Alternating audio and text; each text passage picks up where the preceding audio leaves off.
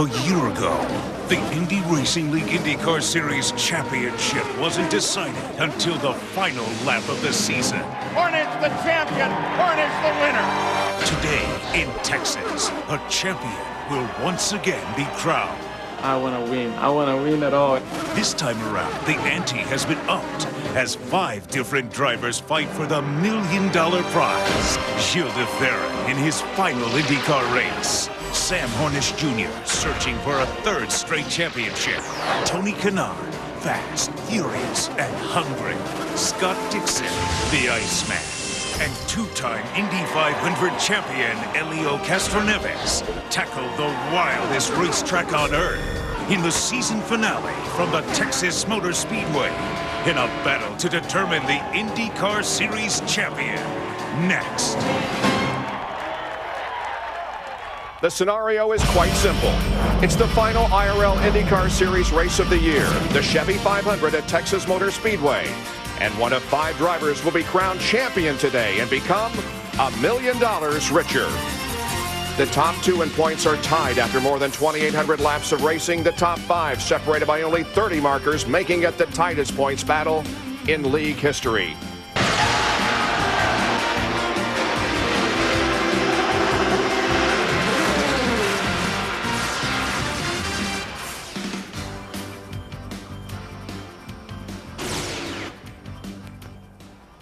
Drivers, start your engines.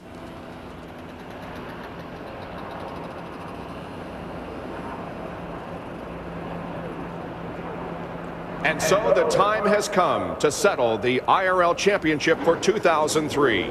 Scott Goodyear and Paul Page will, as of usual, call the action. And Paul, today is already a history-making day. Well, that's right, Jenks. Never before in history have 5 men entered the final race of the season with a bona fide chance at walking away with the title. Gilles de Ferran is the long shot, driving in the final race of his career. Scott Dixon is trying to do it in the first season of racing. And then there's Sam Hornish looking for 3 titles in a row. And remember, he has won 5 of the 7 closest races in IRL history. Elio Castroneves is a 2-time Indy 500 champion, but has never won the championship. He races today against his best friend, Tony Kanaan. They have raced one another since they were little kids. But Scott Goodyear, today, they race for the title. Paul, the pressure on these top 5 drivers is immense right now. They have to perform not only for themselves, but also for their teams and their sponsors. They know that one small mistake, either on the track or in the pit lane, could cost them the race today and also the championship, something the team and them have been working for all season long. The crew also feels a lot of pressure. Their pit stops have to be perfect, knowing that 1 second in the pits could cost them this championship. Well, Johnny Rutherford is at the wheel of the Chevrolet Corvette pace car. He's the 1980 champion. 8 years ago, Gilles de Ferran held his infant daughter in his first winner's circle. Anna and her younger brother Luke are both here today. Hi, I'm Anna de Ferran. Hi, I'm Luke de Ferran. And we're here for my dad's last race before he retires. I hope he wins, but anyways, he's on pole and these are the cars behind him. Gilles de Ferran, car number 6. Scott Dixon, car number 9. Thomas Scheckter, car number 10. Felipe Giafone, car number 21. Elio Castroneves, car number 3. Vitor Mira, car number 2. Kenny Brack, car number 15. Brian Herta, car number 27. Tony Kanaan, car number 11. Robbie Buell, car 24. Takaki, car number 12. Sam Hornish Jr., car number 4. Greg Ray, car number 13. Alex Barron, car number 52. Roger Yasukawa, number 55. Dan Weldon, car number 7. Alan Sir Jr., car number 31. Richie Hearn, car number 91. AJ 44, car number 14. Scott Sharp, car number 8. Sarah Fisher, car number 23. Ed Carpenter, car number 18. 4,500 racing miles complete, but it all comes down to just one race. A final check in the pits. We start with Jack Arute.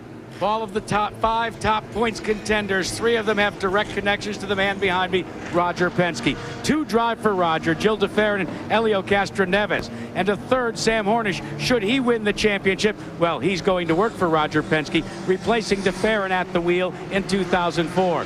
Gary Gerald, that means for Roger Penske, today has the potential to be a win-win-win situation. And as for Scott Dixon and Tony Kanaan, just like Helio Castroneves, it's very simple. Win the race today, you win a championship. Now, both Dixon and Kanaan have teammates that could play a spoiler role, but Director of Competition Brian Barnhart has made it perfectly clear. He's emphatically said no team tactics that involve impeding the progress of another championship competitor will be tolerated. Jerry? Well, Gary, unlike others in the title chase, Sam Hornish has no teammate here today, but he does have a clear mandate. He knows his Panther team desperately needs to collect the 2 bonus points for leading the most laps. So when the green flag waves, look for Sam to light the fires in his Pennzoil rocket and hustle to the front. Paul Page, that kind of aggressiveness has allowed him to win 3 of the last 4 races, and so he hopes it will allow him today to win a championship. It makes him especially good here. It's a beautiful day for racing. Our trim spa track conditions, air temperature at 78, the track temperature climbing, and very light winds. And in our race analysis, 200 laps the starting distance, and of course Sam Hornish, the last winner here. And in the championship itself, while there are many different possibilities among the 5 contenders, easiest way to win a championship is to first win the race. Our onboard cameras for today, we have 27 different camera angles for you to cover the Indy Racing League IndyCars. Getting ready for the green flag. Pace car still out in front of the field. Crowd here ready for this one. Pace car dials off. Front row comes toward the flag. Underway for the final time in 2003.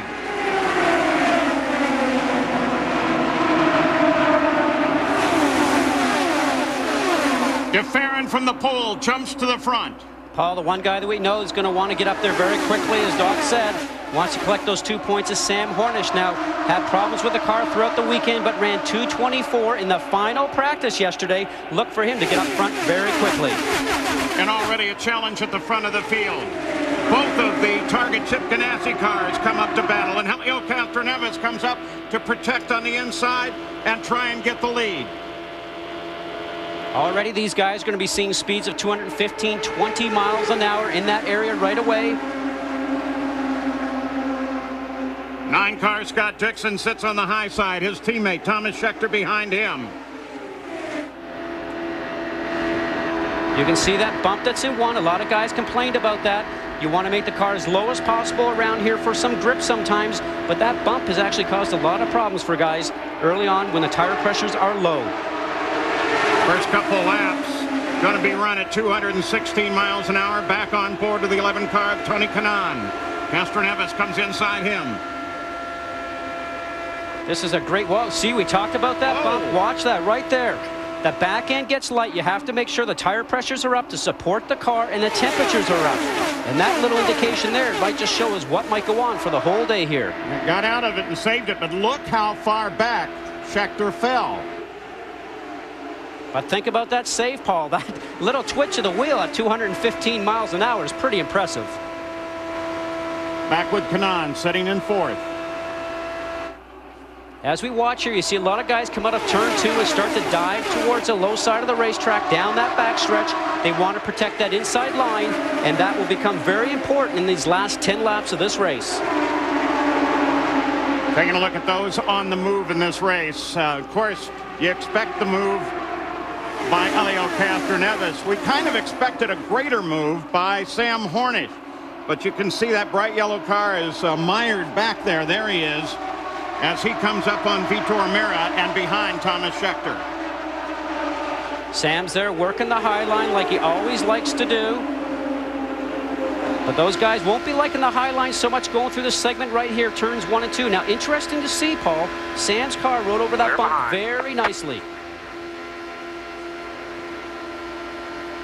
You can hear they're flat on the throttle, no lifting, going through that turn 3, turn 4 segment onto the D section right now.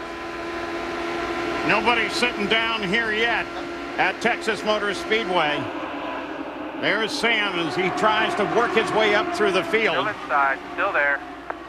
The voice of Pancho Carter will counsel him as his spotter throughout the day. Clear behind if you want, clear behind. Got one sneaking up inside. Clear right now.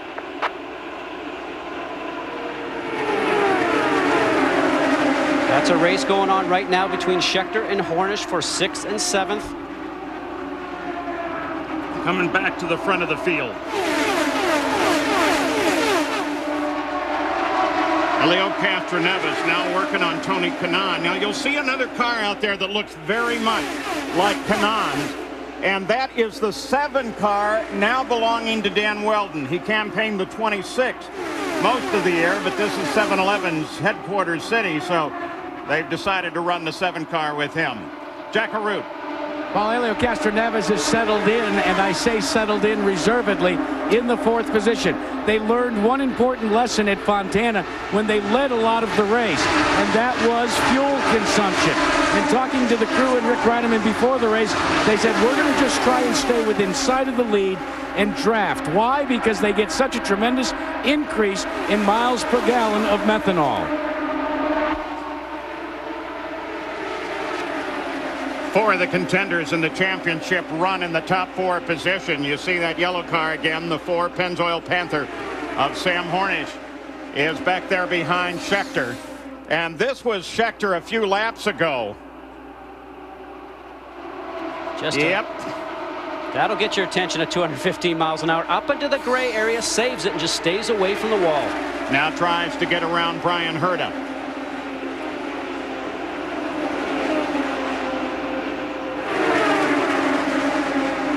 These guys are settling into a pace, Paul. Brian Barnhart told them in the driver's meeting, guys, you got a long race to go here. Don't throw it away. Settle into a pace. Read your car. Hornish works on Scheckter. Clear if you want, clear if you want. And that's one more for Sam. Herta is his next target. Not bad for having a problem with the brakes on the right rear just before the start. So the first laps are already gone at better than 217 miles an hour, and Jill DeFerrin is leading with the top 4 contenders at the front. The Chevy 500 on ESPN is being brought to you by Chevy Silverado. It's the right truck. Target. Expect more, pay less. And Delphi, driving tomorrow's technology.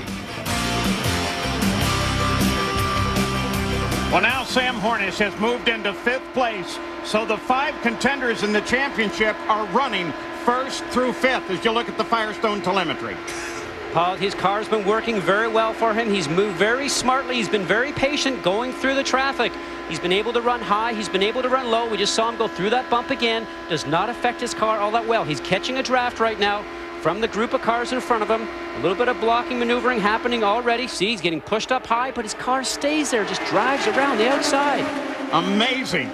As Hornish tries the move, it's very, very close with Castroneves. Gets a nose ahead of him. They both turn the last lap at better than 221 miles an hour. We'll take a look at the speeds as they come across the line.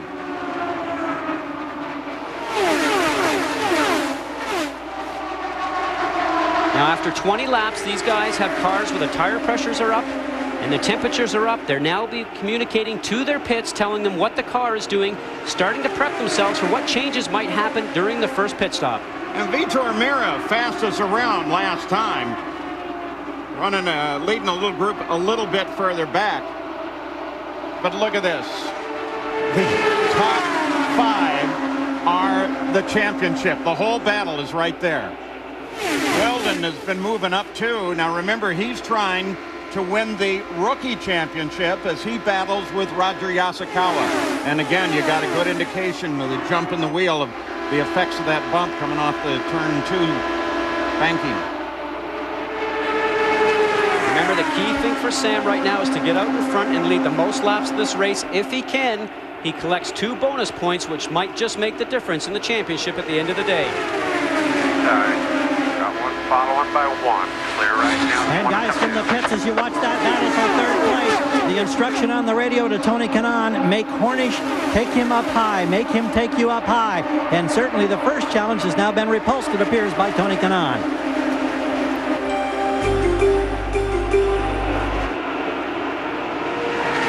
Weldon's now beginning to move in. You see the green and white car back at the tag end of this. There is Tony Kanaan, currently sitting third, last lap at 2:20.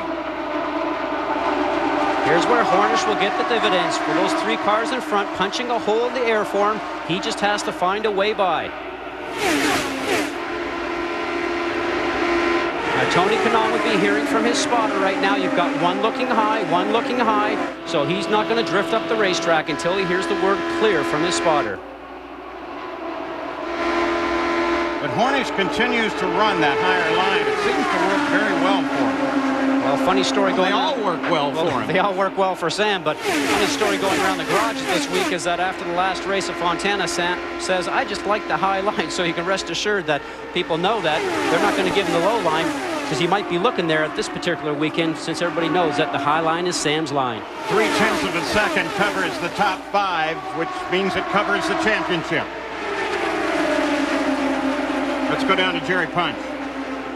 Guys, talking to John Barnes a moment ago, the strategy was what I said at the beginning. Punch the button on this Pennzoil Panther machine and get to the front of the field. Now, I said, now, if the pace is too fast, we may want to just sit in line and save fuel. But the word here in the Panther pit is they are getting outstanding fuel mileage in this Chevy Gen 4 engine. So they're just going to keep pushing the button and try to get to the front and get those points for laps led. And Jerry Punch, what do you figure? You figure they're about halfway to the first fuel stop? Well, they're thinking the mid to upper 50s, 55, 56. As the race progresses, they may go beyond 60 to 62 late in the stages for longer mileage on fuel. The battle at the Chevy 500 is, in fact, for the championship. 5 contenders in that fight, and amazingly, those 5 are running 1st through 5th right now. 28 laps are complete. Gilles de Ferran is out on the front. He led from the pole. Dixon was able to push ahead for 3 laps, but then de Ferran got it back from him. Average speed has been blistering, and we have been clean and green all the way. There's the championship as it stands at this moment. But of course, that is a moving target throughout the race. The race positions and then the points.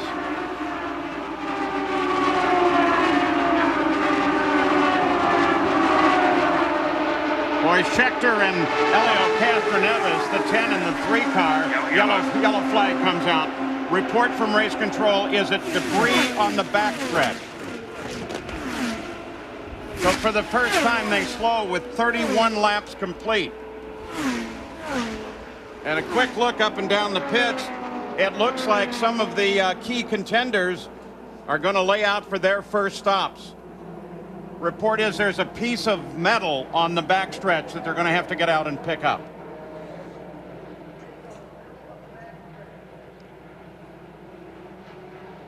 De Ferran, Dixon, Kanaan, Hornish Jr., and Castroneves. Hornish Jr.'s team is ready. Tonight on ESPN at 8:30 Eastern, the Seattle Seahawks welcome the San Francisco 49ers to town. It all starts with NFL Primetime presented by Miller Lite at 7:30 Eastern. For more, log on to ESPN.com. So they've got the debris. You can't have anything. I mean, I think sometimes people wonder, well, what's a little debris going to do? I hit it on the interstate all the time. Not at 200 miles an hour and not on a racing tire. Well, at this speed, and a racing tire is very thin, about the thickness of a quarter. These slick tires do not have grooves here because you're not running in wet weather conditions. Remember, these cars also run just about 1 inch off the ground, not about 4 or 5 or maybe 7 inches like our road cars do. Gilles de Ferran tucks up behind Johnny Rutherford in the Chevrolet Corvette pace car. Pits are now open, and my guess, Scott, is most, if not all, the field will head in. I think you almost have to, Paul. With the pace that this race has been going on right now, you really have no choice. Yeah, and there they are. Key time, we talked about pressure for the crew and the drivers. You have to get in 4 tires, 35 gallons of methanol fuel in 10 seconds. This is pressure for the team. Championship fight is all down at pit out. Gilles de Ferran reporting a bit of looseness, but not asking for any changes.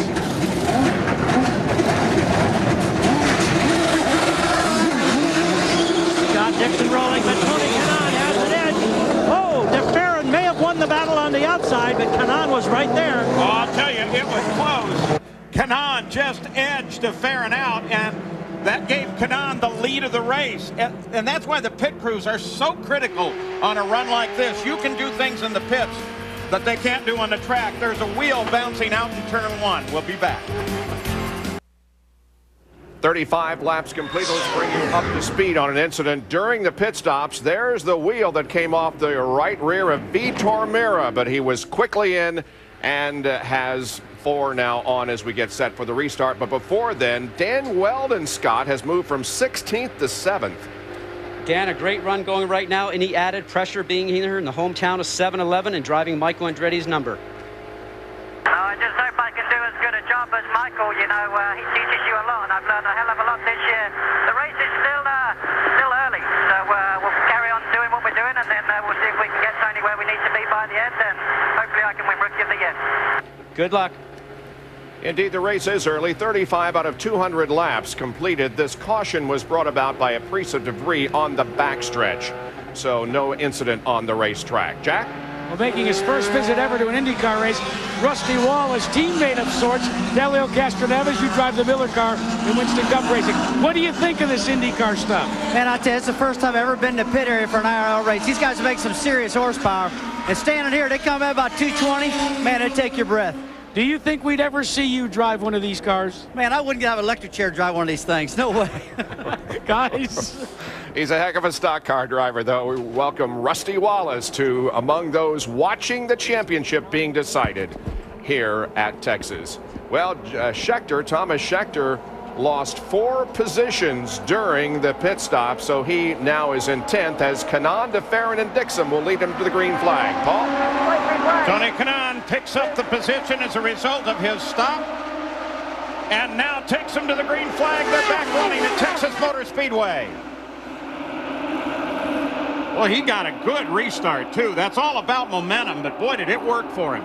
Timing is everything. There is a go zone back in turns 3 and 4. The IRL sets up. You cannot start until you get into that go zone. He did a perfect job. Hornish already back at work, trying to get under the number 3 car of Helio Castroneves. That's Dixon just ahead of him. Dixon looked a little soft in the middle of the turn there. Maybe the car's not working quite right for him. The key thing to watch throughout this fuel run in the segment is whose car works great at the beginning and whose car comes on strong at the end. That's going to be important for the end of the race. And Scott Dixon did not want any changes on the car. He said the balance had been terrific early on, and he's always very quiet, the Iceman on the radio. Both of Dixon's parents are race drivers, so it's in the genes for him.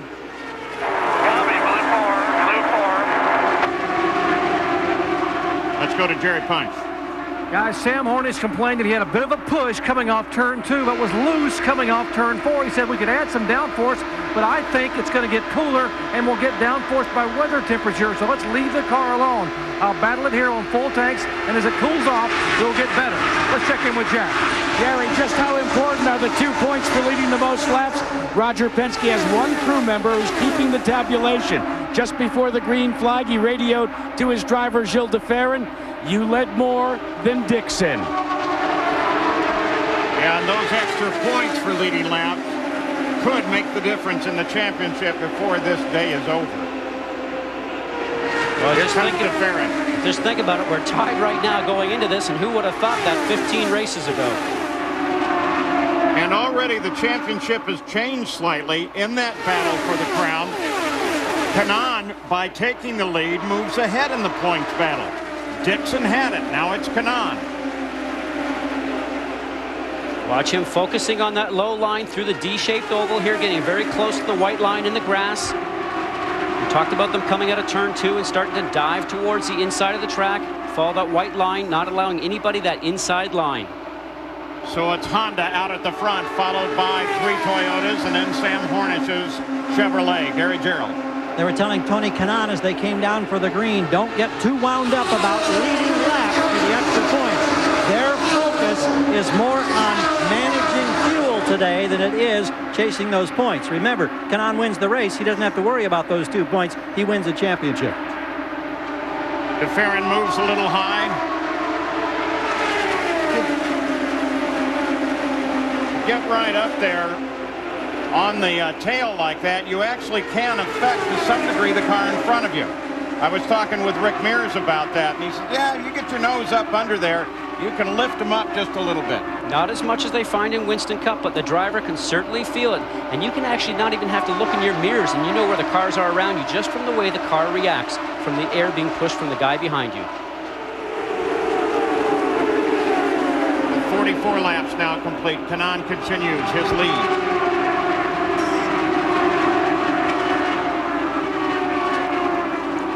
Here we go. Harnish looking dropped inside. down on the inside, tried to find some room. It's amazing how calm they're able to deal with all of that.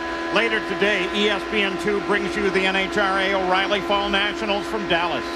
Final eliminations coverage starts at 6 Eastern. And for more information, log on to ESPN.com. Paul, interesting to note there, both those guys in front of Hornish right now are not working in the middle of the turn. You see how quickly Sam catches up. And Sam's rating back up that those guys are wiggling in the middle of the turns. So Sam's able to go faster right now, cannot get by those two guys. Well, it's logical that you loosen the car up because it will be a little faster, but you don't really want it loose for 200 laps. Well, you know, there's a lot of talented guys driving those race cars right now, but sometimes you just run out of a little bit of luck and talent.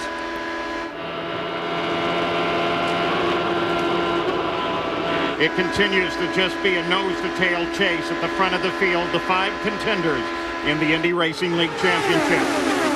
First time in history that it's come down to 5, all with an actual shot at taking the title. Not a mathematical game, a real shot.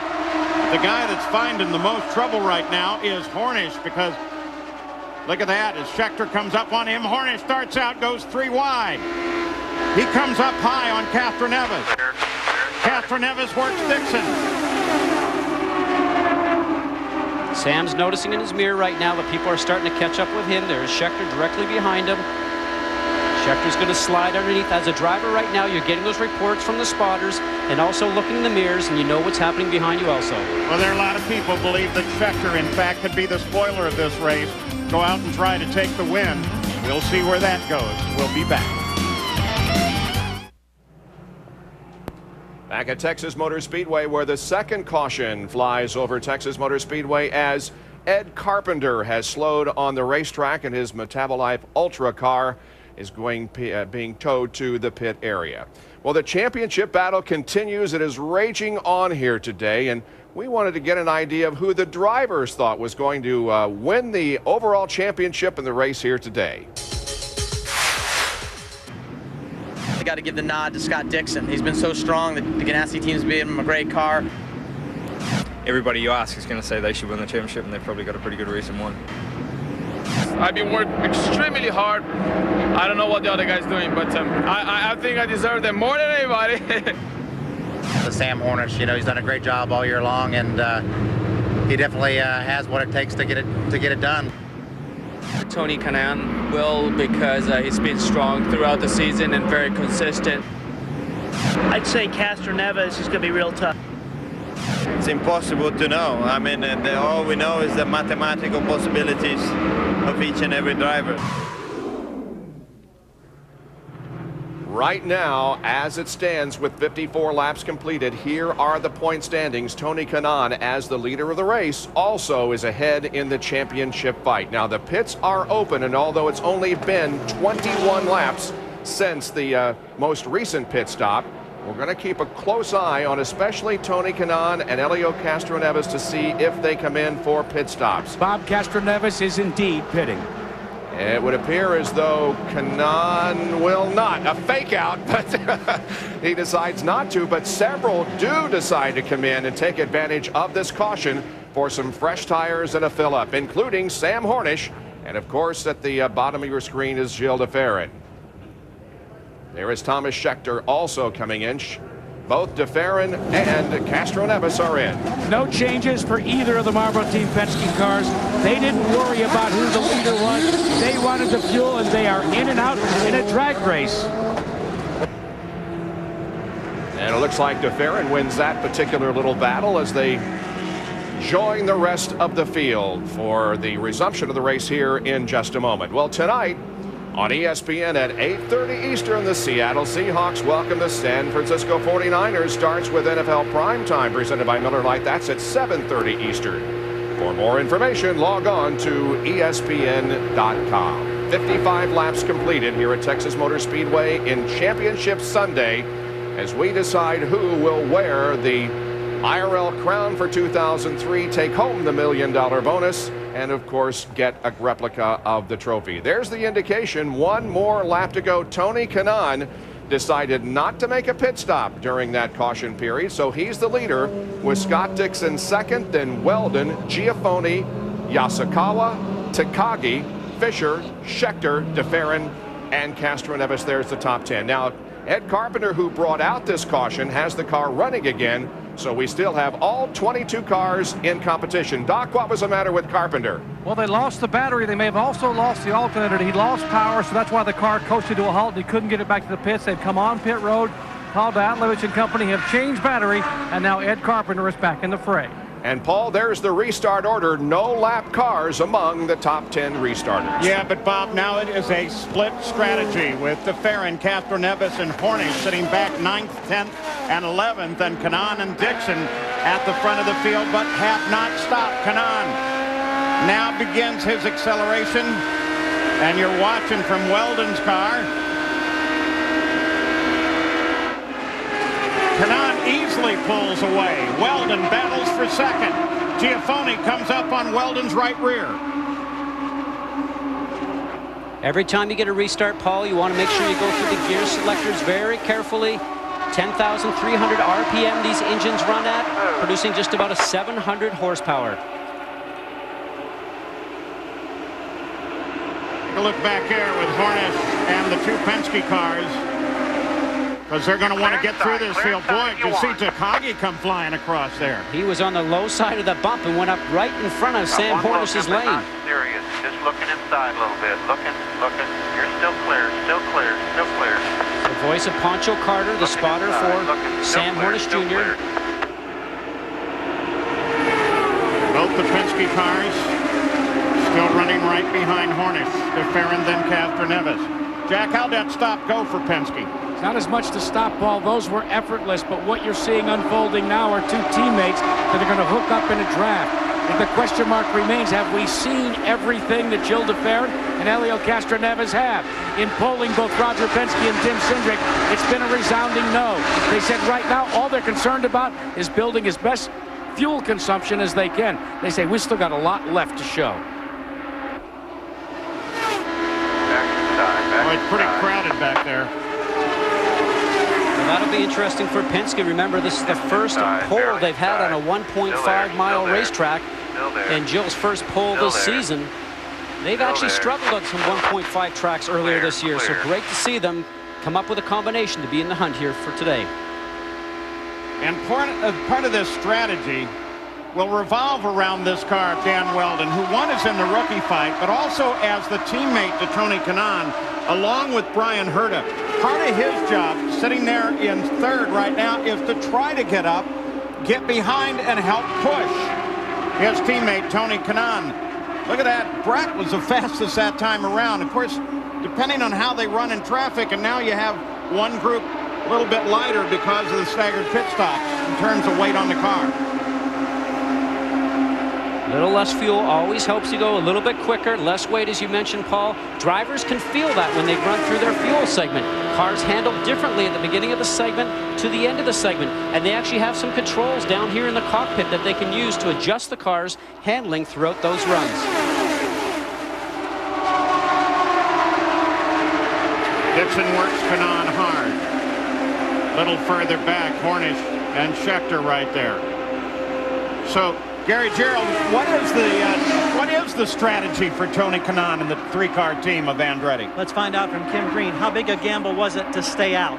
Well, you know, we hadn't really used very much fuel, so we can still go a long way. We just set up in the pits just to make a last-minute decision. Obviously, some guys came in, so it's going to make things a bit interesting. Obviously, we don't want a yellow to come out at the wrong time for us after we've been into the pits under a green. So we'll see. We've got a real good race car, and the guys did a great job on the first pit stop.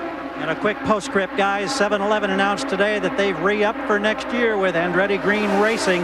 That is a definite. You saw a little while ago the 12 car at Tora Takagi get high. He's done it again. So now IRL Race Control keeping a close eye on him, make sure there's nothing wrong with that car.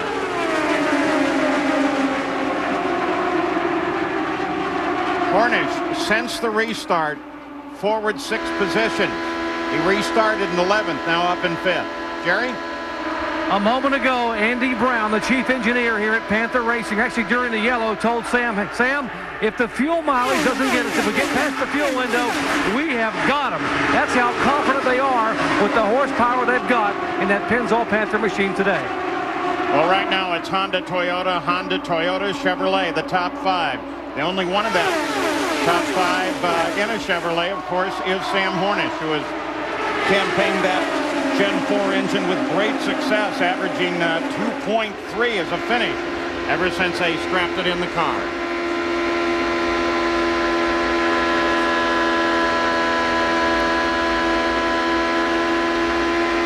You can hear the engine running so strong right now.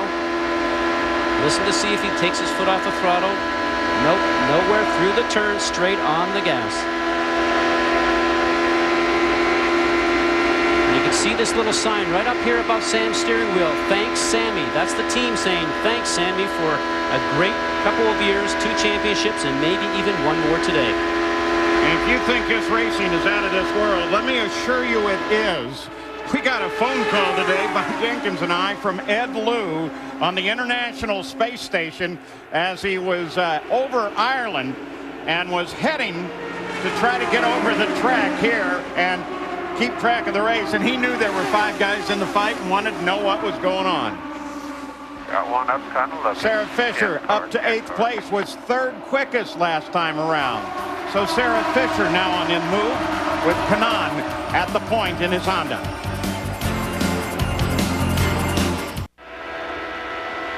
Sam Hornish and Dan Weldon go side by side, an ongoing battle for 3rd place that has continued regularly since we left you. It's still Kanaan in 1st, followed by Dixon. The battle for the championship continues. At the moment, it is in the hands of Tony Kanaan, followed by Dixon, and then Castro Neves. Aerial coverage today provided by 1-800-Medicare. Wondering who to call when you have questions about Medicare? The answer is right in front of you.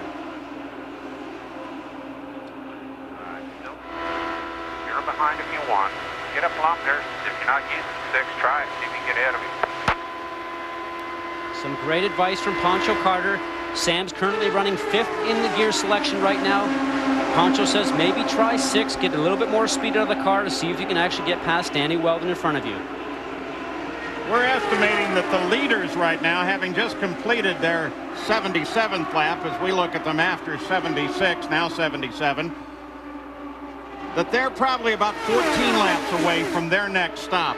While on the other hand, Jill DeFerrin, Elio Castroneves, and Sam Hornish are probably not going to be in until after the 110th lap of the race. Interval 1st to 10th, right now 1.6 seconds.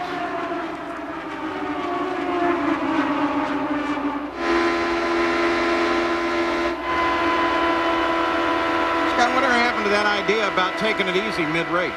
Well, you know, Brian Barnhart said to these guys filing behind each other, but you know, once you put your helmet on as a driver, the only thing you can think about doing is going forward, and these guys are doing a terrific job right now. The 24-degree banking here at Texas is a lot of fun, one of my favorite racetracks, and all these guys know that there's a lot of grip out there, 2 abreast, and probably you'll see 3 abreast before we get this race done with. There's Sarah Fisher for the 3rd consecutive year. She's won the Indy Racing League Crew's Most Popular Driver Award. Ari Leyendyke Jr. won for the Menards Infinity Pro Series. Sarah's given it a good ride today. Her teammate Robbie Buell right there with her. Now you're looking back from Scott Sharp, who is just ahead of that battle. Sharp currently in 10th. Buell and Fisher. A good run for Scott. They have struggled on these 1.5-mile tracks a couple of times this year, which is strange because he's won here a couple of times over the past few years. Looks like the pace lap back there. Oh, 2 by 2 by 2. I mentioned that 24-degree banking. Just a lot of confidence for these drivers here. And these guys love the Texas Motor Speedway. And girl, I might add. Front three are Honda, Toyota, Honda. Then the Chevrolet of Hornish Jr. The voltage regulator and the new battery again. And the alternator's definitely packed it up there. There's nothing else we can do short of changing the motor. And not the greatest news for Ed Carpenter. Yellow comes out.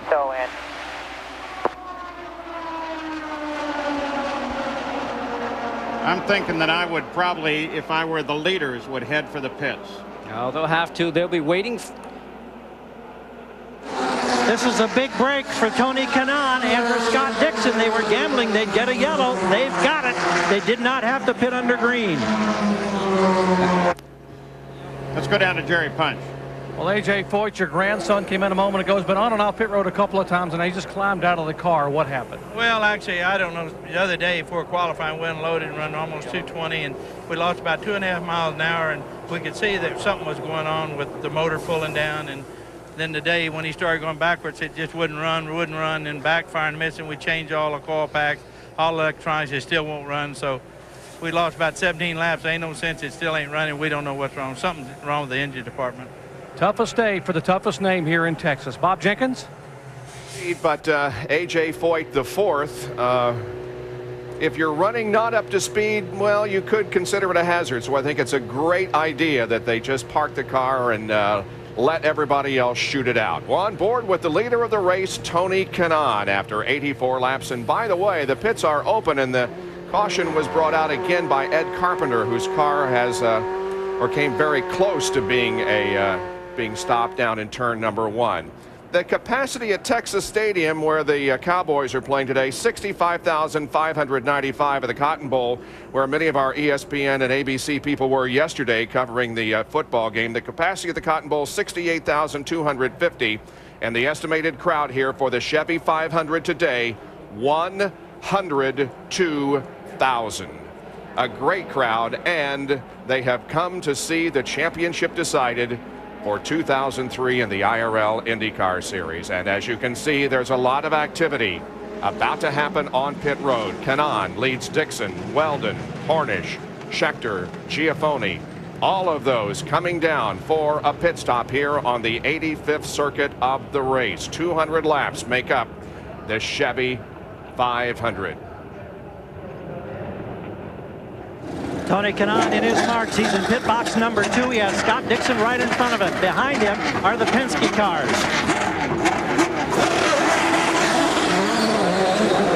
And another drag race and another close call. Looked like Dixon had it. Scott Dixon. The most telling thing that may have been said between Tim Cindric and Helio Castroneves is our main competition today is Sam Hornish. Beat him and we win the championship. Dixon will have the lead when we come back to Texas.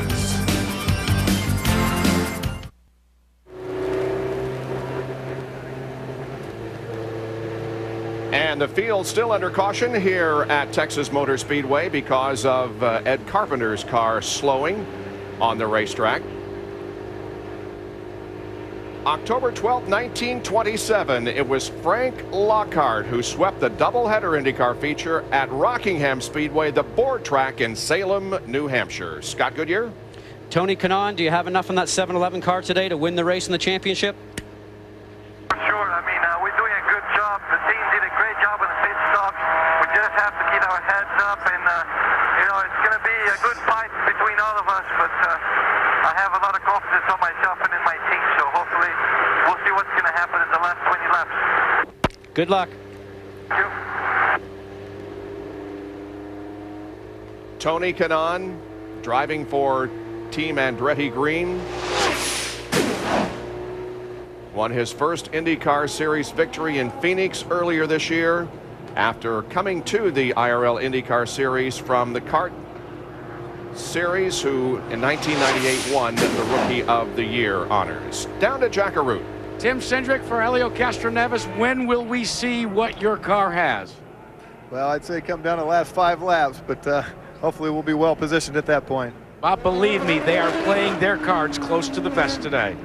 Let's bring you up to date on where the championship contenders are. Dixon is the leader of the race. Kanaan is second. Castro Neves third, and Hornish fourth. Gilles de Ferran, the other championship contender, is in the 7th position. So at the moment, Scott Dixon is at the top of the points, 15 ahead of Tony Kanaan. All right, we're just about set to go green once again. And once again, Paul, everybody's on the lead lap. We do have 2 cars out of the race. Ed Carpenter is now listed as out, as is the case with Foyt. Kanaan, Dixon, Weldon, Giafoni, they all benefited by that caution period. Next guess is that the next caution is going to come about the 140th lap, depending on yellow. Both sides, he jump. Go ahead, keep digging. Get by the stiff side car. Clear inside. Early jump as they go green. Early but legal. And Dixon and Kanaan drag race through the first turn, on to the second.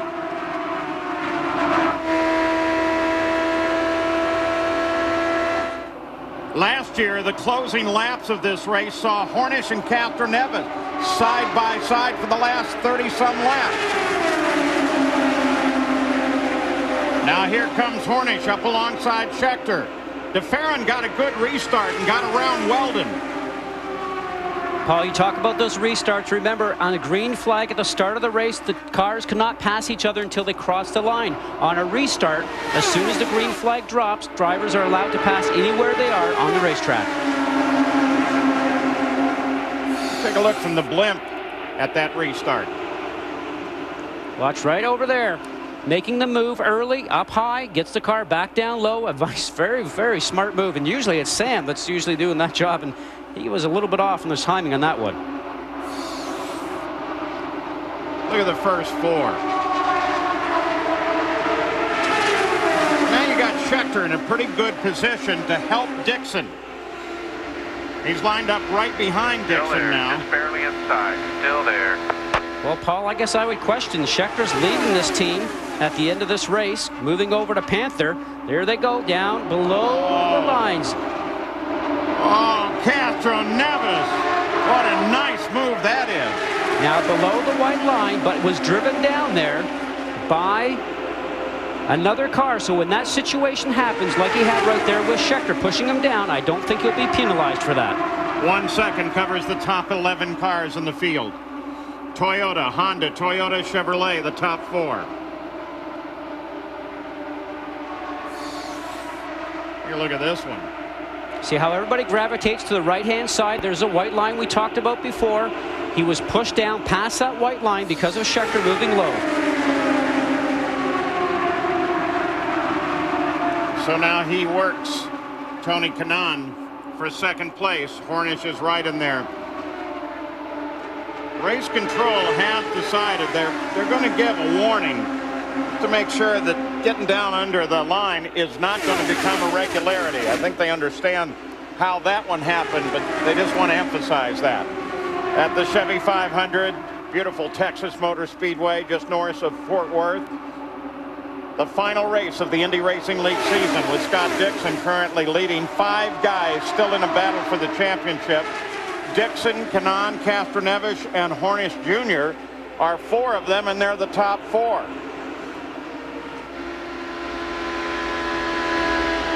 Gilles de Ferran is the other one in the fight, and he's faded just a little bit in the last couple of laps. And the way the points they stand at this moment, and I emphasize only at this second because it changes even as we watch.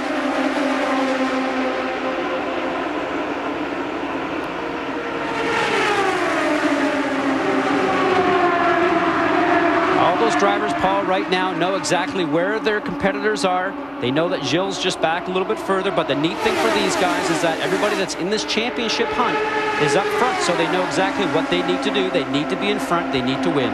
Yeah, but I'm really beginning to wonder about the condition. We've got a car in trouble. Whoa, and a big hit for Alex Barron. That's Felipe Giafoni sitting up high. And that's the first real yellow of the day, the 4th actual yellow, but the first time that's involved contact with the wall. Alex Barron appears to be okay. Giafoni, remember, has seen the wall here before. We now have a report that Alex says he's fine on radio. You see the steering wheel coming out of the car. Drivers are asked to actually take the steering wheel off, lay it on top of the cockpit to let the safety workers know that they are actually doing fine. Amazing how fast those safety workers get there.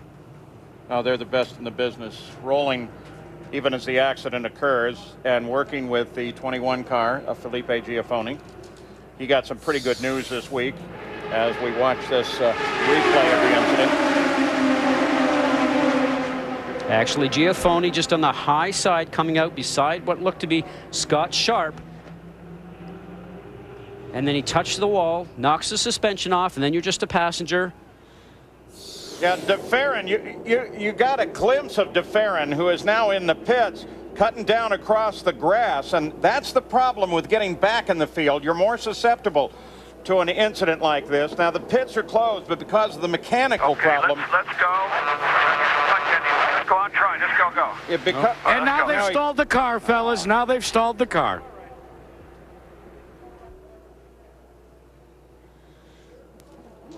Now, Paul, with that pit stop, because the pits are closed, they are not allowed to do any work on the car unless there was a flat tire or something broken on the car. Send the car back out. He will regain him back in the back of the field, and then when the pits do open, then he can come in and add fuel and tires. Yeah, and they're concerned about a great deal of debris from turn 4 all the way down the tri-oval here.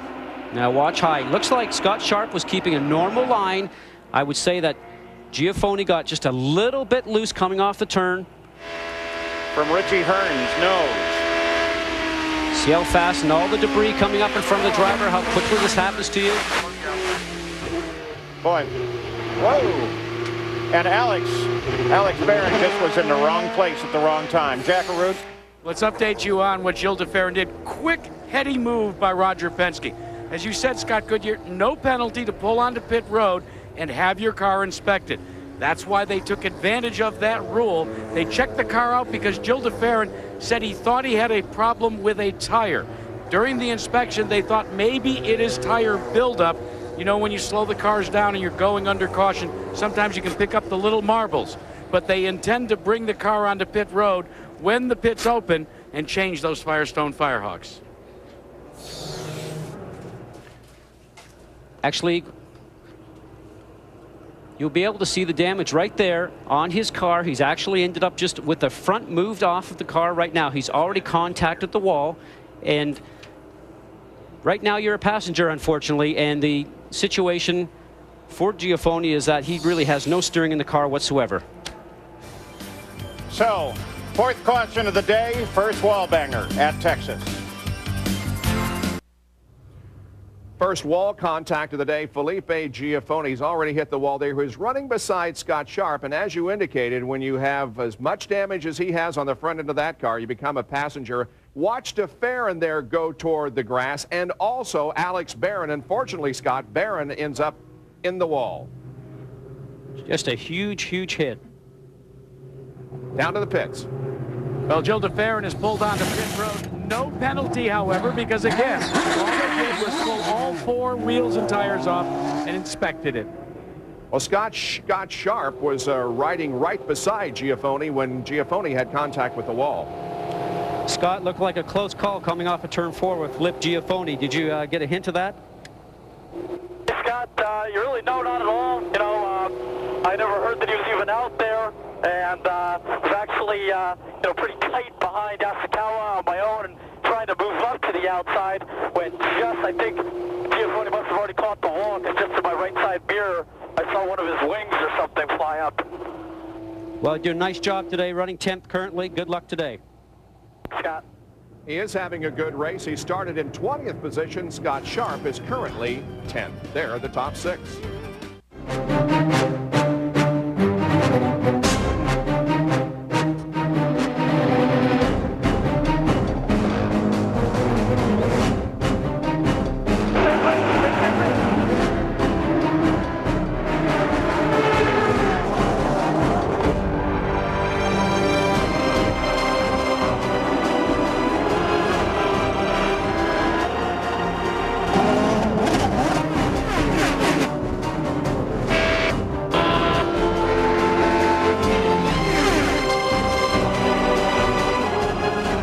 A quick synopsis of what has happened in the first half of this race. All 5 championship contenders are still in contention, with Dixon, Kanaan, Castroneves, and Hornish running 1 through 4. Gil de Ferran back to 15th. He was involved somewhat in that incident involving Felipe Giafone and Alex Barron. Jerry?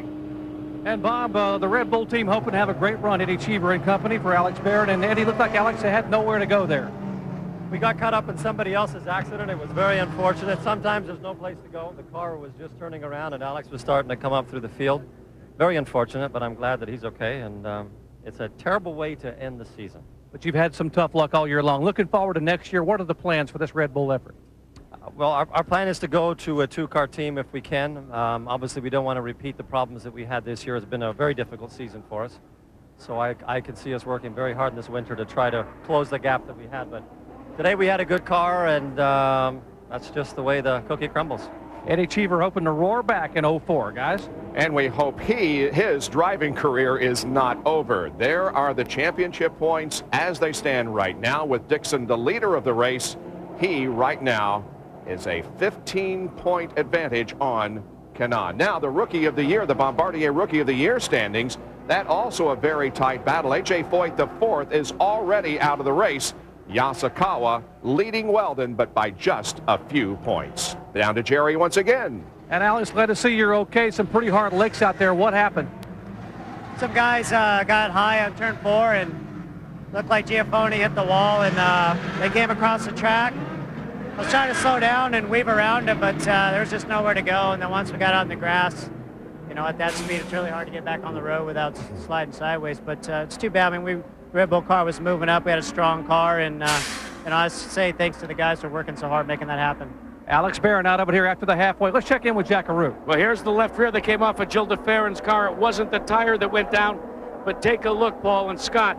It's the outside part of the wheel. Now that will create a vibration. Well, but fortunately, by changing out the wheel, that is fixable and has been fixed, but it put de Ferran down to 15th. Green flag comes out to the front of the field. Dixon, Kanaan, Castroneves, and Hornish Jr., 4 in the championship right together.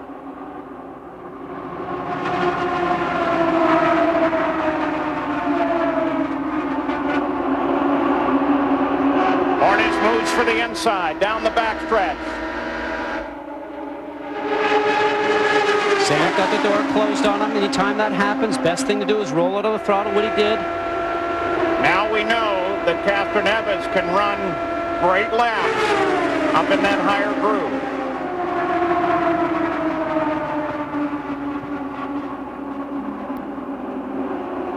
Front 4 are the contenders in the championship.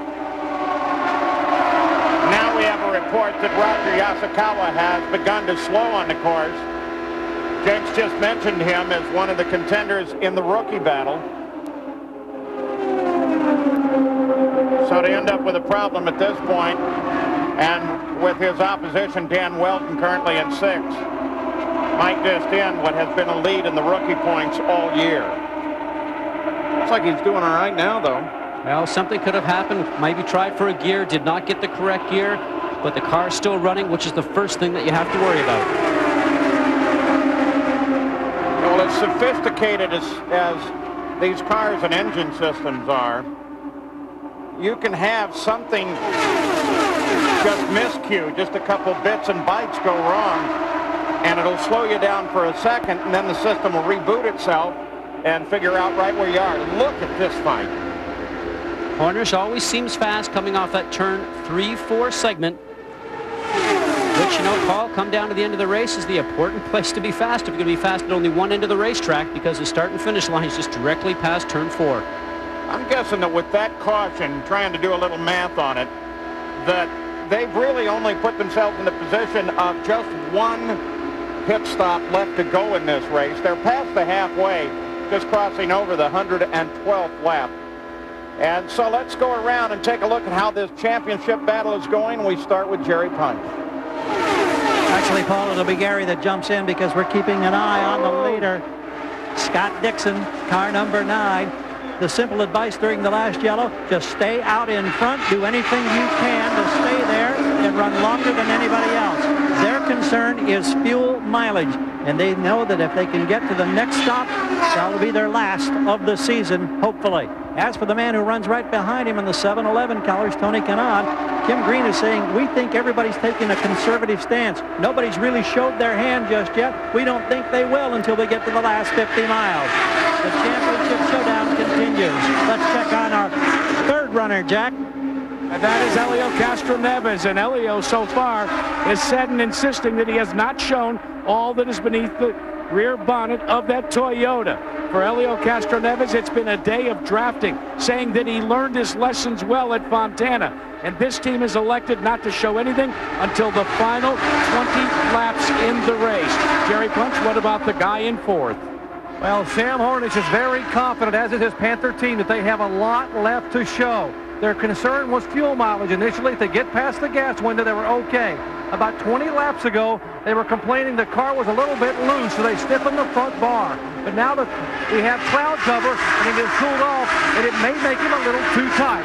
Hornish waiting his turn. He needs to win today to have a shot at the title. Let's go back to Jeff. Meanwhile, the man that started on the pole today and running his final laps of his career, Gil DeFerrin, was in, as they say, the catbird seat until the last caution when some debris came up and hit the left rear wheel and it bent it. Now Gil DeFerrin is mired deep in the back of the pack. There aren't many cars that have gone a lap down, so he doesn't even show on the board. That means that he's some 16 places behind. But for Roger Penske, he has radioed to Gil DeFerrin and said, now it's a fuel conservation run, Gil. This is a team that's going to gamble and make only one stop and hope the rest of the field has to make two. Well, it's been about 15 laps since the last stop for everybody. They've proven they can run out to 56. Scott Dixon is out in front. At the front of the field, it's Toyota, Honda, Toyota, Chevrolet, the front four. Let's go to Jerry Punch. Well, Paul, impressive newcomer Ed Carpenter's had to park the metabolite machine for PDM Racing. And Ed, what put you out? What was that? What put you out? I know you had some struggles a couple times. You had some battery problems? Yeah, it was either something in the battery or the alternator, but we just couldn't keep power to it. But I got to thank PDM guys for the 3 races we did this year, and Metabolite Ultra and really made it possible. Learned a lot, so hopefully I'll end up in a full-time ride next year and see what we can do see if we can get out and fight for the championship next year. Oh, an impressive driver who made the leap from the Menards Infiniti Pro Series. Yeah, Paul Diatlovich and the PDM team did a nice job in fielding that car. Hopefully it will be a full-time effort next season. We're back at the front. Dixon and Kanaan and Hornish battle one another while Castroneves and Schechter fight. Paul, we're seeing a lot of this happen as it goes through. The guy that's in the back, maybe third or fourth, just gets a great, huge run going up to the cars that are up in front, but there's a lot of times he can't do anything with it. Either the spotters are letting the cars know in front exactly where the driver's coming from behind, or he's peeking in the mirror. So maybe everybody's trying to start to use their defense mode early in this race to get ready for his last few laps. Here's Robbie Gould there. Currently sits in 6th. Been giving that car a good run. The second of the Chevrolet-powered cars, second in the lineup right now. And Dan Weldon down alongside him, Honda power there.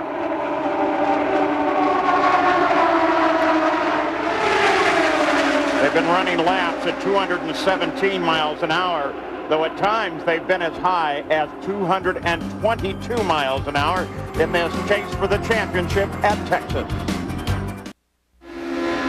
Back at Texas, Sam Hornish is trying to force his way into second place, down inside of Thomas Schechter. Coming back. Schechter, of course, his job at this point is to try and help Dixon as much as he can. Dixon, his teammate, is the leader of the race. Still there, still there. The odd thing here right now, Paul, is that Sam is making the move on the low side, on the bottom of the banking, because usually he's up on the high side, showing that his car can work in both places. Well, the Panther team has been pretty amazing on the handling on that car. Look at this, as Castroneves wants to look to the inside of Hornish. Then thinks better of it. Just inches away from each other, 215, 218 miles an hour laps, over 220 straightaway speed. And Robbie Buell gets in there, too. So Robbie Buell now into fourth as he battles with Helio Castroneves. Now, the accident earlier involved Alex Barron and Felipe Giafone. You heard from Alex Barron. Punch, what's the story on Giafone? We're watching the fight for the lead for the second. Hang on here, Jerry. I'm sorry. See, Sam comes off turn 2, tries to push Dixon low, doesn't let him push Sam up on the racetrack. When you're on the low side, the car can get bound up. You can hear Pancho Carter yelling, "Come on!" I can tell you that Sam's got his foot on the gas pedal right now, and he's not lifting. Still inside, still there, still inside. That's the way Pancho was this morning in that Heroes of Indy race. Yeah, which he won, by the way, and which, by the way, you finished last. That's a whole nother story. I wasn't going to get into that far. Thanks, boys. And guys, they're telling Scott Dixon to go ahead and use the fuel, move up a notch on the mapping to get a richer combination to hold off Hornish if he wants to. That richer combination means more fuel, like you say, Gary, and it actually gives him more horsepower. Just tells you that leading the most laps might be more important than we suspect. The two Target Chip Ganassi cars run together. Checker, as they say in the Navy, sitting on Dixon 6. Now Hornish drops in there. Let's go down to Jerry Punch now, see about Giafone. Well, Felipe, you took a heck of a hard lick down there. What happened? You looked to be okay, by the way. What happened? Well, I mean, it's just going the outside from Sharp, and all of a sudden he moved. He just moved. And I don't know if he got to touch before I went to the wall or not, but I was just trying to avoid, you know, him. But if you can avoid the wall, I mean, he just moved too fast, you know. I think he saw me coming in, because then he moved all of a sudden, you know, and there's pretty much nothing I could do. Not the way Giafone wanted to finish the year, Paul. Hornish going for the lead once again, 9/10 of a second, covering the first 11 in the field. Still inside, still there, still inside. See Schechter come in there, give him a little boost. You may notice that just behind this battle, Kanaan and Weldon are now in proximity to one another, so they can help each other. And that's Unser Jr. in the 31 car sitting in there.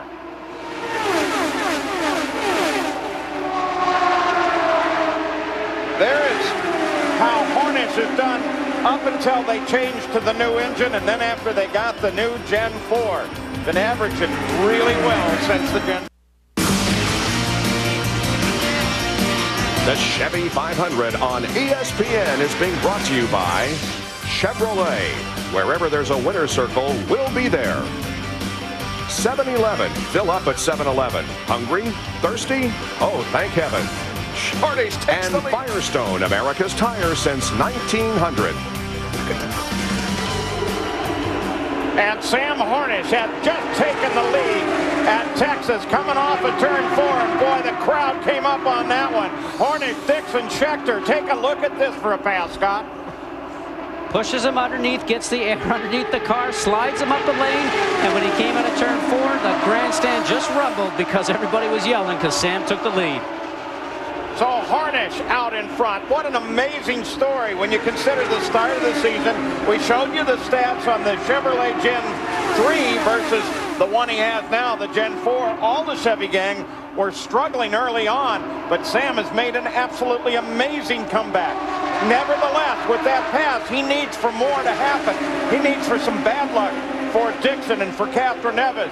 Dixon, in his position, still has the lead in the points championship, sitting in second place. The Chevy 500. Hornish is now in front. 143 laps are complete. The final race of the Indy Racing League season. This track, Texas Speedway, is known for close finishes. So is Sam Hornish. 5 of the 7 closest finishes in IRL history, he's won. You can bet, looking at the way they are right now, it's going to be a very close finish, not just for the race, but for the championship, because that's the championship battle sitting there in the top 3. There's the way they stand right now. DeFerrin slowly working his way back up from 16th. And Kanaan fell well back into 5th place, but he's got Weldon with him there. Might be a help here in a little bit. Considering the team aspect, Castroneves is running all by himself right now. He doesn't have the Farron to come up and help him even if he would. Elio's mom, Jackaroot. Paul, although she doesn't speak any English, the universal language is being expressed down here of every mom who has a son or a daughter that drives. Grasping in her hand the holy rosary beads of her Catholic faith, Helio Castroneves' mom is not watching her son compete, but instead invoking the help of the Lord Almighty. It's Chevrolet, Toyota, and then the first Honda is 5th place. There it is, the 11 car of Tony Kanaan. Tracking Castroneves now. 216.3 miles an hour last time around, but here comes Kanaan.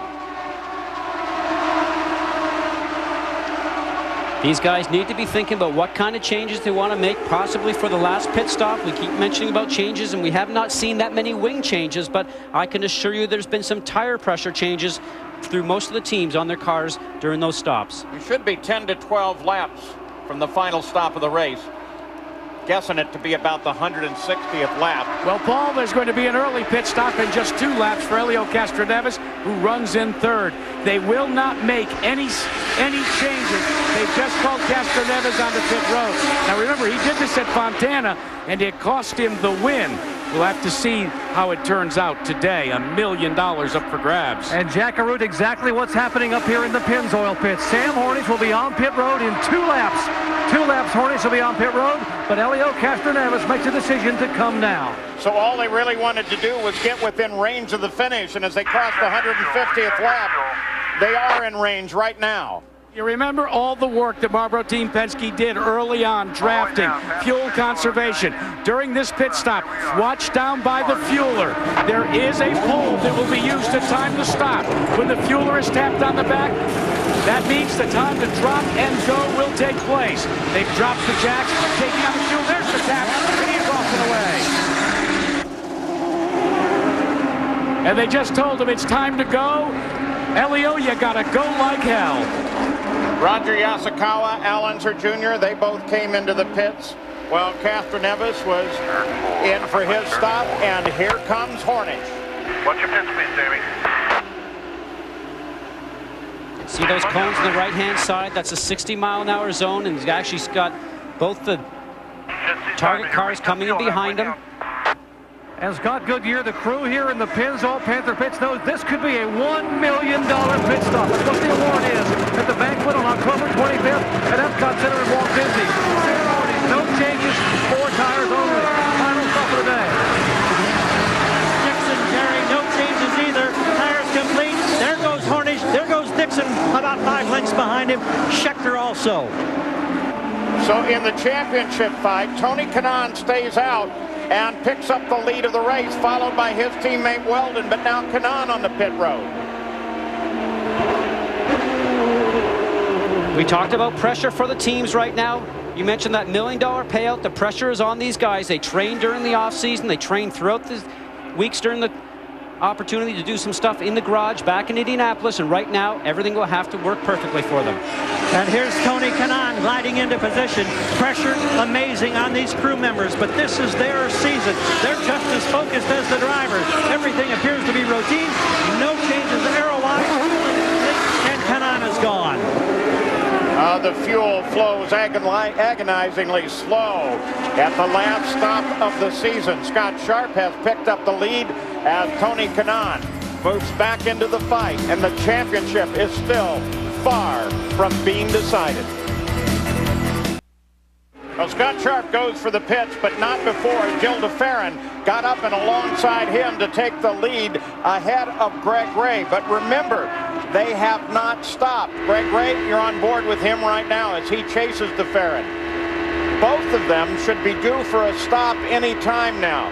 They're 57 laps out from their last stop. And on that last stop for Sam Hornish, Jerry Punch, something fairly interesting developed. Paul, he complained of a vibration right before he stopped. Now, he went 67 laps. That's a long way on these great Firestone tires, but this one was about to give up because he had just absolutely burned the rubber off. Take a look. The cords were exposed on the right rear. He might not have made another lap or lap and a half. Sam Hornish got very lucky, pitted just in time. Maybe that luck will hold for a title today. Here he is, Sam Hornish. These Firestone Firehawks are great racing tires, but Scott, they're really leaning on them today. You know, those tires make the most wear on the right rear. That's where all the pressure is for those tires going around here. We talked about the 24-degree banking. Just a lot of stress and pressure on all the tires, but more so on that right rear. We saw that with Sam's tire. Now, Unser Jr. looks like he just went past Hornish. And I would think that maybe Hornish, unless he's got a different fuel strategy right now, I don't know why he's not actually up to speed. Well, Hornish has fallen off the pace. He only turned the last lap at 213 miles an hour. Hey, Paul, Sam, this radio.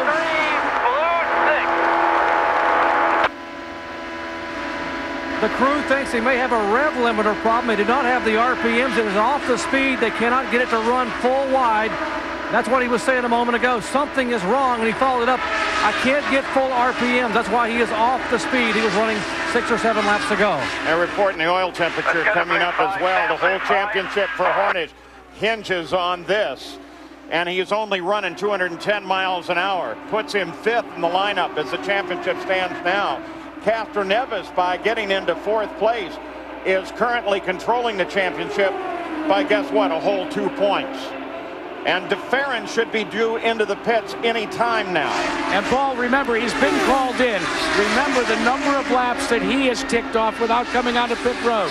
When the fuel flows through the tank at approximately 3 gallons a second, that means that Gil DeFerrin will have to spend less time on pit road during this green flag stop. That fuel conservation call by Roger Penske, an awfully good one. He's really stretching it too, currently 63 laps out since his last stop. So Gil DeFerrin heads for pit road, his last stop of his career.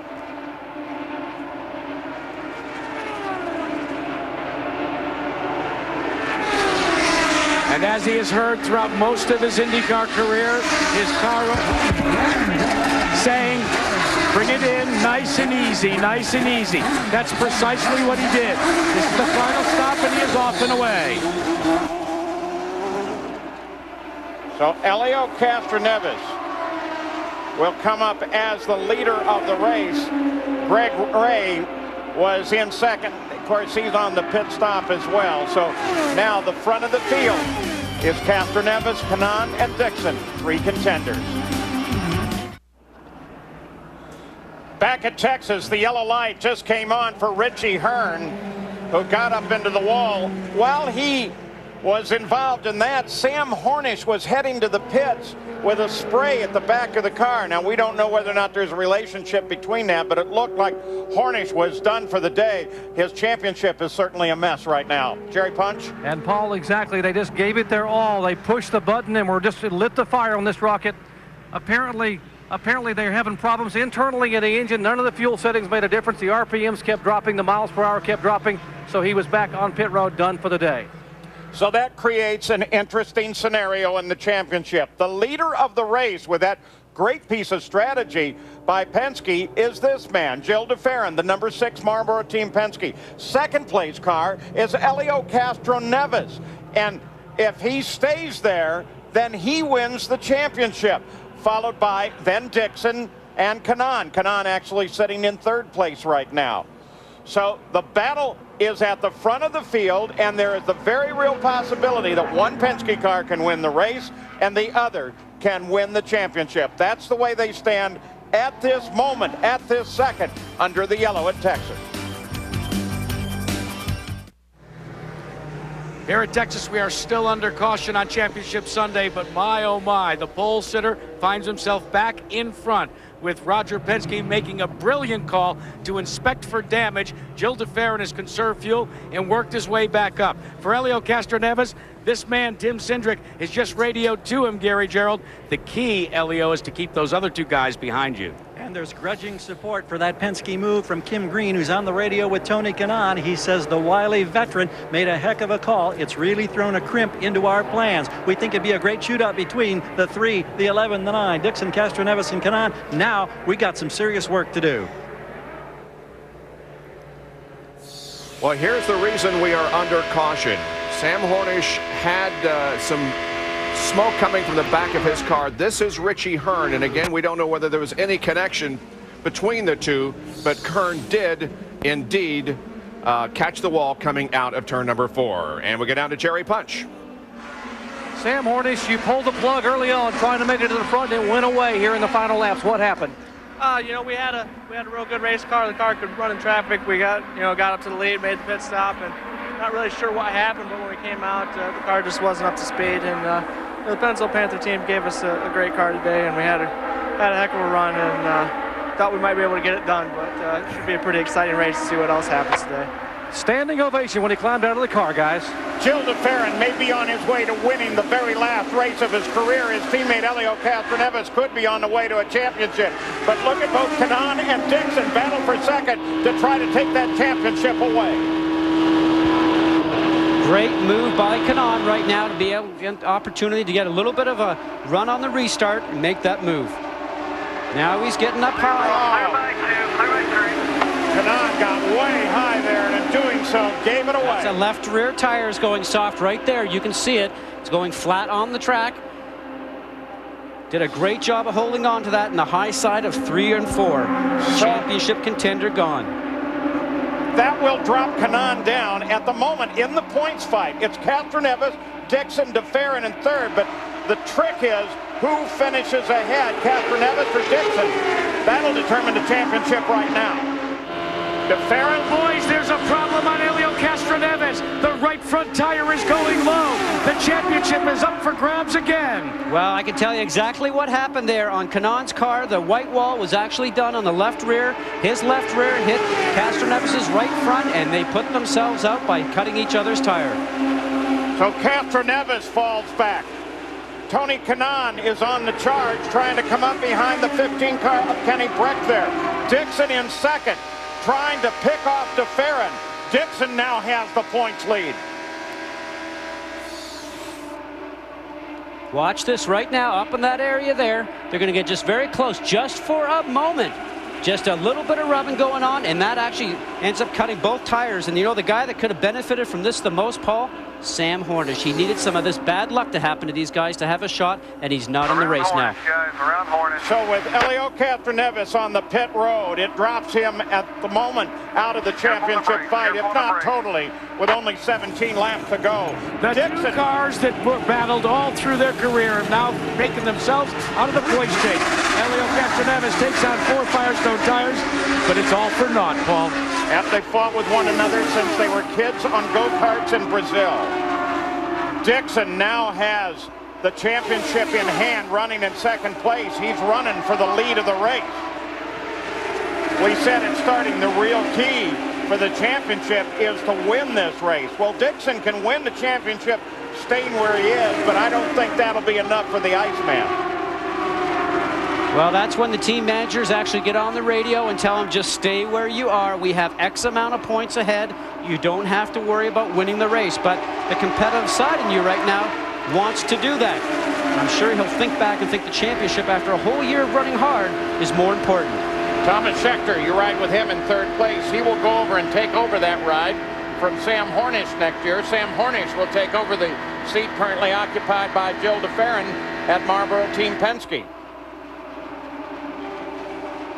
Schechter can still be a factor, protecting Dixon from behind or even helping push him forward to win not only the championship but the race.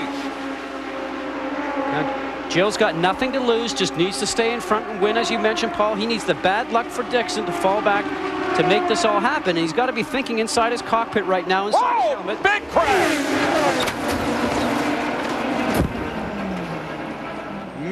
Major incident.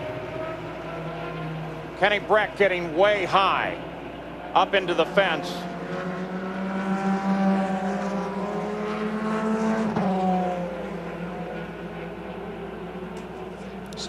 So 2 cars involved. That's Schechter right there. You can see him moving inside the cockpit. His helmet, his steering wheel comes off. Car heavily damaged, but we have one other car right now that is very, very heavily damaged. Now, what will the IRL do? What will the officials decide to do? The debris from Kenny Breck's car, who got way up into the fence. Almost reminds you of an accident Davey Hamilton had here. And that car is torn apart, Paul. That piece you see right there is part of the under tray of the car. You can see by the skid marks right here where the cars are going across right now. The cars were side by side by the looks of it, and then they just take an immediate right-hand turn, so probably had interlocked wheels. The yellow flag flies at the start-finish line. The question now is, with just 12 laps to go in competition, whether or not they will put out the red flag and stop the event, only to restart it. Thomas Scheckter, and they get him out of the car. We still wait word on Kenny Breck.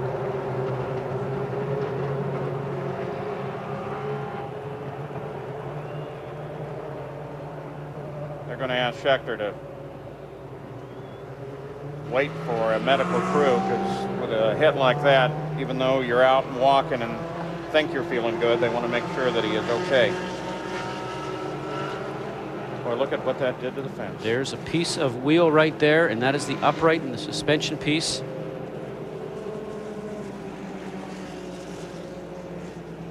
So with 189 laps and Gil DeFerrin in the lead and Scott Dixon in position to win the championship in his first season in the Indy Racing League, suddenly, and it just shows how it lurks, suddenly there was a serious accident that involved Kenny Breck and Thomas Scheckter. Thomas Scheckter, you saw him get out of your car. We wait for word on Kenny Breck. They are still posting the yellow, and they are counting down to the finish of the race here at Texas Motor Speedway. We'll be back. Back at Texas Motor Speedway, a very horrifying crash here late in the Chevy 500. There are now less than 10 laps to go, and the accident involved Thomas Scheckter and, more importantly, Kenny Breck. Breck is the individual that we are concerned about right now. We have already seen Thomas Scheckter exit his car under his own power, walking around.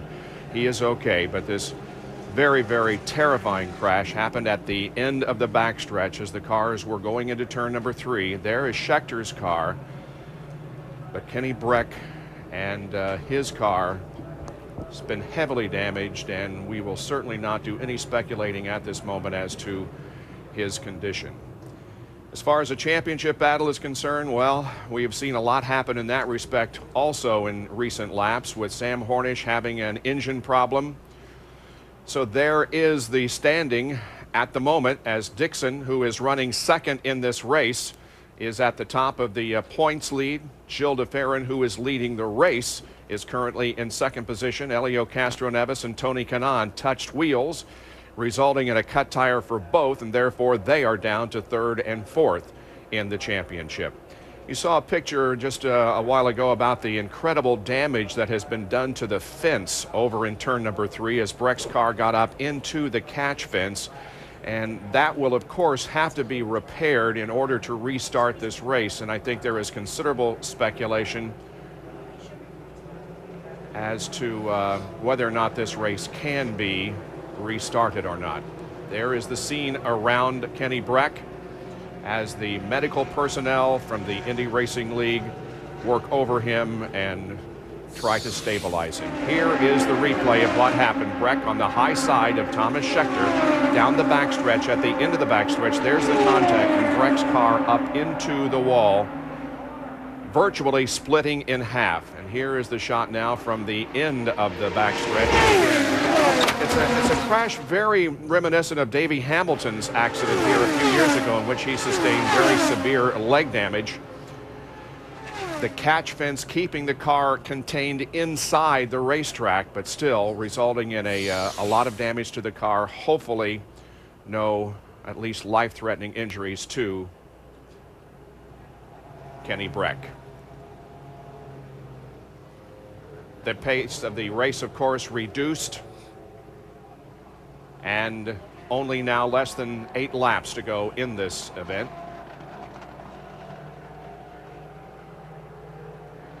And from race control, we are getting information now about cutting the race short because of the accident. There is some debris from Breck's car which is outside the racetrack, and there is the damage that was done to the catch fencing. All right, the word from race control now is that they will roll the white flag. They will show the white flag next time around and bring this race to a close on lap 195, 5 laps short of the scheduled distance. So it appears as if Gil de Ferran will indeed win his final race of his career, as he has already announced his retirement from racing. He started on the pole, a bit of strategy involving his car and its involvement in another accident earlier. He was allowed to come in and get the car inspected, and during that time refueled, and then on his final pit stop was able to refuel the car with less time in the pits. That resulted in his getting to the front of the field and staying there until its conclusion. But the championship is going to go to Scott Dixon, who is running second at this moment. De Ferran will end up 18 points behind Dixon in the battle for the IRL championship. Scott Dixon started off the season at Homestead Miami Speedway with a win. He was one of just a few drivers to win his first outing in the IRL, as the caution and white flags come out, indicating that the race will be stopped on the next lap. He started the race, or rather the season, with a win. He finished 20th at Phoenix, then came back with a 6th place finish here at Texas. He won at Pikes Peak. He won at Richmond for his 2nd race in a row, won at Nashville, and now comes here to Texas Motor Speedway, finishing 2nd to Gil de Ferran, but accomplishing what he wanted to accomplish and what Target Team Ganassi wanted to accomplish, and that is winning the IRL championship for 2003. Just no way that the repairs can be made to this speedway before the race would officially end, and so it is being brought to a conclusion here, 5 laps short of the distance. Gil de Ferran, at a pace of about 72 miles an hour, will come out of turn number 4 behind the pace car driven by Johnny Rutherford, and the checkered flags will wave as de Ferran wins in his final race of his career. He, of course, won the Indianapolis 500 this year. He's the winner of the race, and the champion for 2003 is Scott Dixon. We'll be back with the championship celebration in a moment. Back at Texas Motor Speedway, where the Chevy 500 has been shortened because of the accident involving Kenny Breck and Thomas Schechter. The race has been won. It goes to Gil de Ferran, his 5th career win and the 3rd win of this year. And the final point standing showed that Dixon won the championship by 18 over Gil de Ferran, 23 over Castro Neves, 31 over Kanaan, and 46 over Sam Hornish Jr. The stage is being brought out, as you can see there on the left part of your screen, and the champion of the league, Scott Dixon, will be coming around before too long and approaching that stage. Meanwhile, we'll go to victory lane in just a moment as we look at the unofficial results of this event. There were 11 cars on the lead lap when the red and checkered flags came out. Robbie Buell was the final car on the lead lap. Elio Castro Neves ended up 2 laps down. Also, Sarah Fisher and Tony Kanaan were laps down. The other cars were out of the race at the conclusion. Clear shot of getting out of the car, guys. Clear shot getting out of the car. We're waiting. All right, we go down to Gary Gerald. Yeah, Bob, we're waiting now as Gil de Ferran unbuckles. We don't know how aware he is of that devastating accident. Obviously, he saw the debris and the work on the track, and obviously this will be a subdued setting for a man who is ending his brilliant 9-year IndyCar racing career today. He did it with an NBNA pole award for $10,000 to start the weekend. Had that misadventure that dropped him deep in the pack, and here he comes now in the final time, savoring the victory. Gil, I don't know. Do you want to step out? Here we go.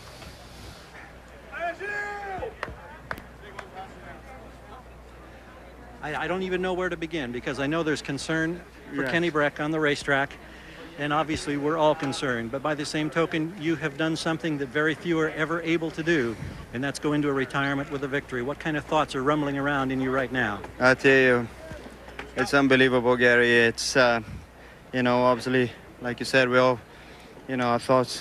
Hopefully with Kenny, hopefully he's okay. You know, right now we don't know, but you know, certainly to finish my career with a victory is more than I could possibly dream of. So it's you know, it's been a fantastic 4 years with Team Penske, and like I told Roger and the guys on the radio, you know, it's a time that I'm going to remember for the rest of my life. I've learned so much, and it's just been a wonderful thing for me and for my family.